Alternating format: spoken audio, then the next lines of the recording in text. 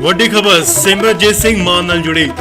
ਸੰਗਰੂਰ ਦੇ ਸੰਸਦ ਚੁਣੇ ਗਏ ਸਿਮਰਜੀਤ ਸਿੰਘ ਮਾਨ ਨੇ ਅੱਜ ਸਹੁੰ ਚੁੱਕੀ ਹੈ। ਸਿਮਰਜੀਤ ਸਿੰਘ ਮਾਨ ਨੇ ਬਿਆਨ ਦਿੱਤਾ ਹੈ ਕਿ ਸੰਵਿਧਾਨ ਸੰਸਦ 'ਚ ਕਿਰਪਾਨ ਲਿਜਾਉਣ ਦੀ ਇਜਾਜ਼ਤ ਦਿੰਦਾ ਹੈ। ਉਹਨਾਂ ਕਿਹਾ ਕਿ ਕਿਰਪਾਨ ਸਿੱਖਾਂ ਦਾ ਇੱਕ ਚਿੰਨ੍ਹ ਹੈ, ਜੇ ਰੋਕਿਆ ਗਿਆ ਤਾਂ ਇਹ ਸਿੱਖ ਕੌਮ ਤੇ ਵੱਡਾ ਜ਼ੁਲਮ ਹੋਵੇਗਾ। ਗੁਰਦੁਆਰਾ ਰਕਾਬਗੰਜ ਸਾਹਿਬ 'ਚ ਮੱਥਾ ਟੇਕਣ ਤੋਂ ਬਾਅਦ ਉਹਨਾਂ ਕਿਹਾ ਕਿ ਸੰਵਿਧਾਨ ਸੰਸਦ 'ਚ ਕਿਰਪਾਨ ਲਿਜਾਉਣ ਦੀ ਇਜਾਜ਼ਤ ਦਿੰਦਾ ਹੈ। ਸੋ ਅੱਜ ਸਿਮਰਜੀਤ ਸਿੰਘ ਮਾਨ ਨੇ MP ਅਹੁਦੇ ਤੇ ਹਲਫ ਲਿਆ ਸਹੁੰ ਚੁੱਕੀ ਹੈ। ਤੁਹਾਨੂੰ ਵੱਡਾ ਸਵਾਲ ਪੁੱਛਿਆ ਗਿਆ ਕਿ ਉਹ ਕਿਰਪਾਨ ਲੈ ਕੇ ਜਾਣਗੇ ਜਾਂ ਨਹੀਂ, ਤਾਂ ਉਹਨਾਂ ਕਿਹਾ ਕਿ ਬਿਲਕੁਲ ਲੈ ਕੇ ਜਾਵਾਂਗਾ, ਸੰਵਿਧਾਨ ਇਸ ਦੀ ਇਜਾਜ਼ਤ ਦਿੰਦਾ ਹੈ। ਨਹੀਂ ਹੋਈ ਹੈ ਤੇ ਨਾਲ ਲਿਜਾ ਵੀ ਸਕਦਾ। ਹੁਣ ਆਪਾਂ ਗੁਲਾਮ ਹੈ ਹਿੰਦੂਤਵ ਦੇ ਥੱਲੇ।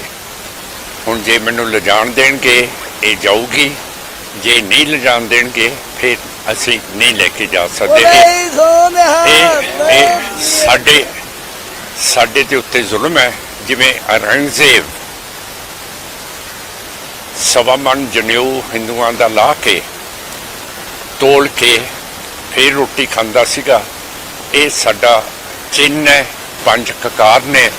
ਤੇ ਜਿਵੇਂ ਔਰੰਗਜ਼ੇਬ ਹਿੰਦੂਆਂ ਦੇ ਜਨੇਊ ਲਾਉਂਦਾ ਹੁੰਦਾ ਸੀਗਾ, ਇਹ ਉਸੇ ਤਰ੍ਹਾਂ ਹੀ ਅੱਜ ਜੇ ਮੇਰੀ ਸ੍ਰੀ ਸਾਹਿਬ ਨਾ ਜਾਣ ਦਿੱਤੀ, ਇਹ ਔਰੰਗਜ਼ੇਬ ਦੇ ਬਰਾਬਰ ਦਾ ਸਿੱਖ ਕੌਮ ਦੇ ਉੱਤੇ ਜ਼ੁਲਮ ਕੀਤਾ ਜਾਊਗਾ। ਮੇਰਾ ਮਤਲਬ